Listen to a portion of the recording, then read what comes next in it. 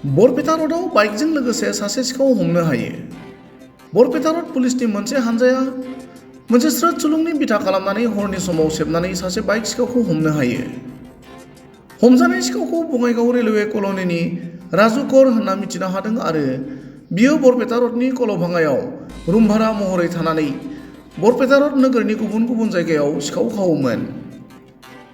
बरपेटा रड पुलिसा हमनानै सेबनायाव बरपेटा रडनि राजु पथनिफ्राय खावनानै सरबकनि हलुकादबा हाग्राबारियाव दोनखोमानाय गंनै बाइकखौ मोननो हायो।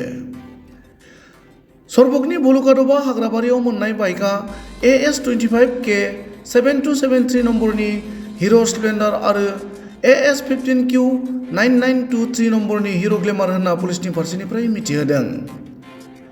मख'नो गोनां बाथ्रा दि दानथाम दानब्रैसो सिगां सिखाव खावनाय दायाव जोबथेसालियाव दंमोन राजु करआ। साननैसो सिगां जोबथेसालिनिफ्राय गबोनायनि उनाव फिन सिखाव खावनानै पुलिसजों हमजायो राजु करआ। गुबुन फारसेथिं सिखावनि लोगोआव सिखाव खावनायाव बाहायग्रा गंसे मास्टार साबि आरो गांसे श्रीमद भगवत गीता बिजाब मोननो हायो। बरपेटा रडनिफ्राय पुरन देउरिनि रिपर्ट, समनि रादाब।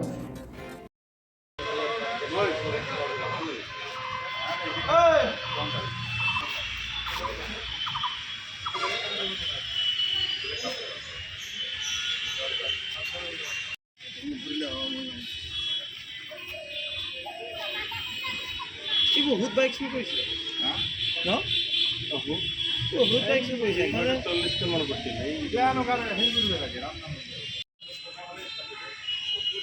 কেরে কাবাখানা পাবেন বাবুরা খালো জানা ছিল বাবুরা আমাদের আমার ডিকেটেল বিছেইলে বিছেইলে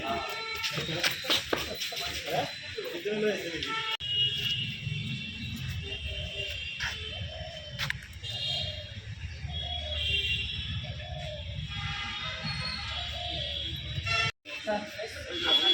tahu.